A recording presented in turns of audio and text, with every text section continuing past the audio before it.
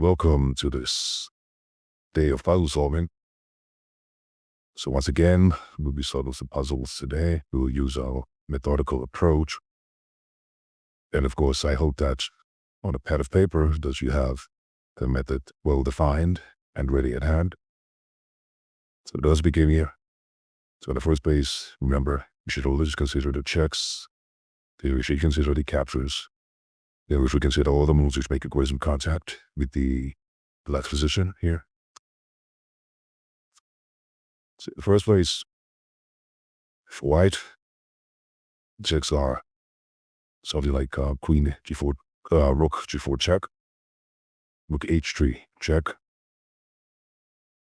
and then something like knight f5 check. Those are not a possibility here. Let's look at all the captures. Rook takes on g6, knight takes on e6, knight takes on b3, knight takes on b5. So after they've exhausted every possibility that exists in position. And finally, which ones make aggressive contact? So with the rook, it's not so clear. The rook is already applying pressure on g6. The knight, look at all the dot squares here. So you have to apply pressure to this pawn here when knight takes on e6, which we've already considered. One knight f5, which we've already considered.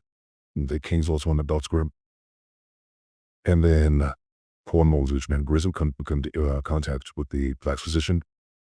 Something like f5. Right. And I believe that's it. And of course, there are also other possibilities that exist, namely that we notice that this king is out of squares. And so, making this evaluation, he may also support a check on h3 with king to g, c2. But first, let's start off with the most forcing lines here. Is this a forcing line?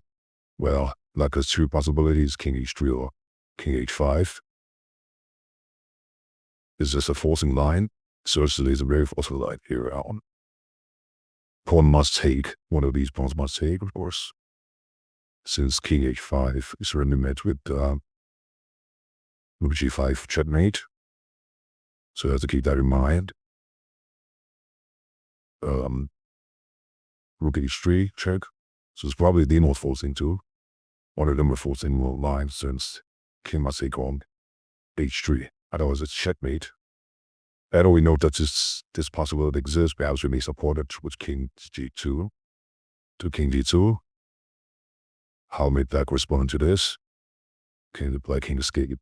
No. King h5, rook h2 checkmate. Rook c2 check. The knight takes rook on c2. And once again, this is in their word war.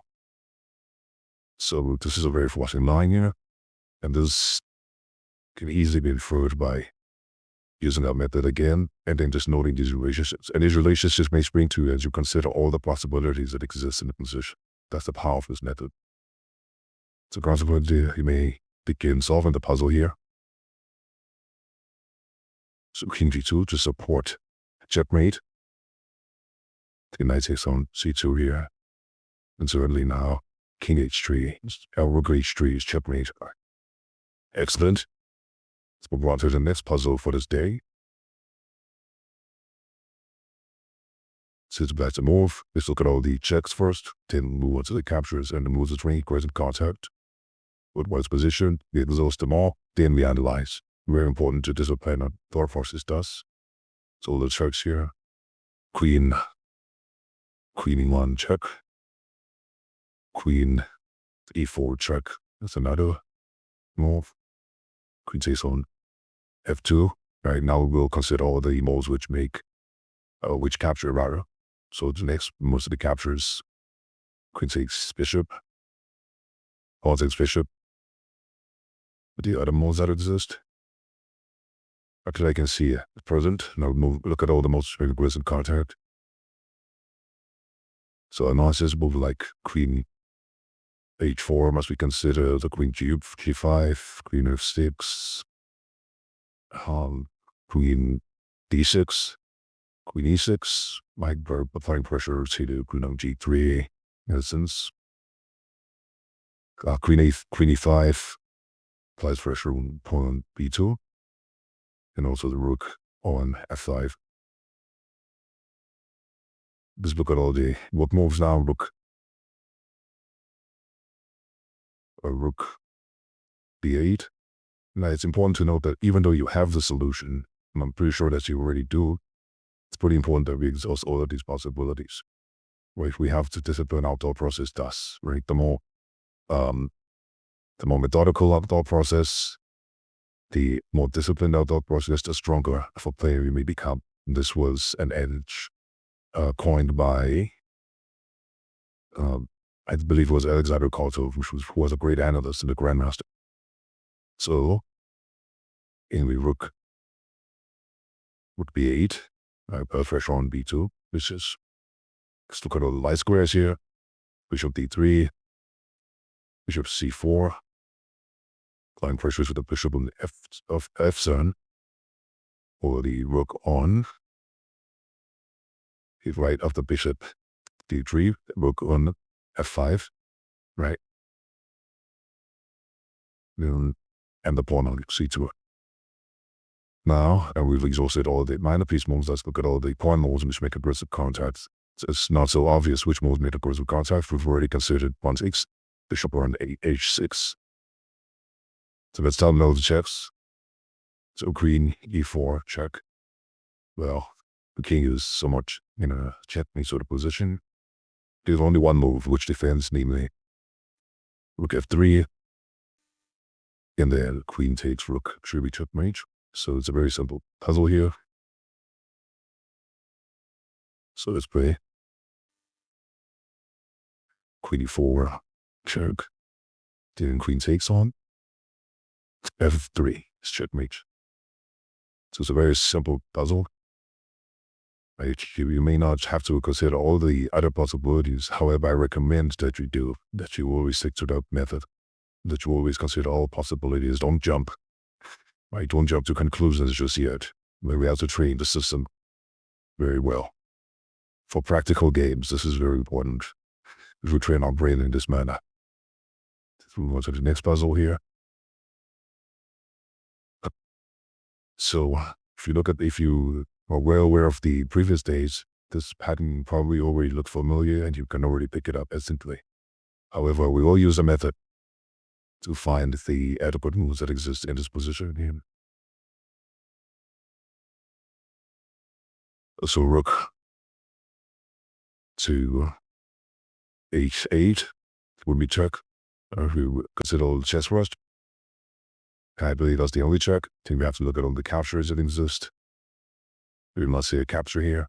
Then we look at all the most strange points of contact. So queen f3, queen to g4, queen e2, queen d3, all applying pressures to the bishop. What other queen moves exist? So queen h5, in a sense, threatens checkmate here. On h8. Then the rook moves, which make aggressive contacts. So rook h4, place pressures on the bishop. Rook h7, perhaps some slight pressure here might exist. And now let's move on to the minor pieces. The bishop on d3, applies pressures to the bishop on e4. Bishop on c4, applies pressures to the pawn on e6. Bishop b5, applies pressures to the knight on d7. And I believe that's it. And then pawn moves. The only pawn move I can see here is d5, applying pressures to the pawn on e6. So now that we've got all of our candidate moves in mind, we proceed to the analysis phase of the method. So in the first place, rook h8 check is a very strong move here. So king takes on h8, so it's a very strong move here. Queen h4 check. Queen h5 would check rather. We'll follow up. King to g8. Queen h7 is very forceful. King f8, then perhaps queen to h8 to checkmate. So just by considering the very forceful first line, we have already solved the problem. So let's begin. So rook h8 check, then queen h5. queen h5, check, queen 2, h7 check, and then queen to h8 is checkmate. So it's a very easy puzzle here. And this is a very important pattern that was already covered in a previous video. So excellent work. Let's move on to the next puzzle for today.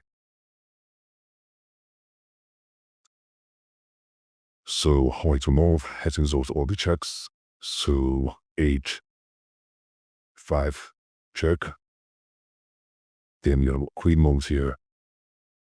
So queen 6 check, queen f7 check, queen g7 check, queen h7 check, queen d6 check. These are all the checks that we have here. Queen takes on g5 with check. This is another move.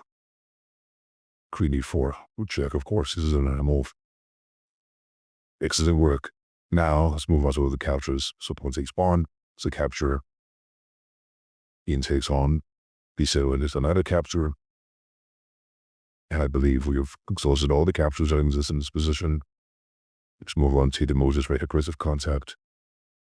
So certainly like something like queen e2, all these nonsense moves, queen e2, queen e1, queen 3, queen c7 applies pressure to the rook, right? And of course, we already considered queen d6 as a check, right? Attacks the rook as well here. And now we need only consider the pawn moves here, which attack. And I believe here f4 is one move which makes aggressive contact. And I believe that's about all the pawn moves that make aggressive contact here. We've already considered queen h5 as a check. So now let's look at which lines are the most forcing. So what about h5 check? If king takes on h5, then this is a drawing tactic. And then your queen f7 will be checkmate. So h5 is already quite limiting black's possibilities and quite forcing here. So I believe you have the h5. Black dare not take this pawn, but should instead play king to f5. And now certainly g4 check is another possibility here. And the king is almost checkmated, so king must come to you. f4. So very forcing line. Then all would check. Then something like queen to e4, I believe is checkmate. Since the king cannot really move here. So we already have our solution just by considering the forcing line. So let's see if our solution is correct. Let's play the puzzle now. So h5 check, and I believe the only move is king f. Well, the only move is still a checkmate as not as possible. King f5. And now g4 check. And now queen e4 check. And it's very forcing. Excellent work. Now, let us focus on the final puzzle for today.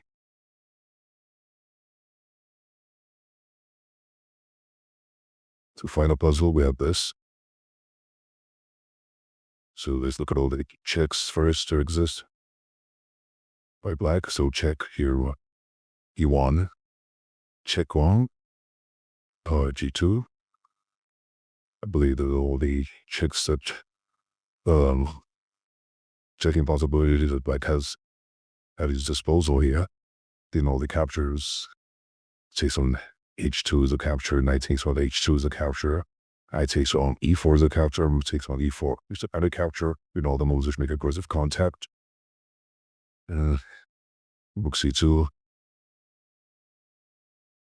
attacks the bishop. What else?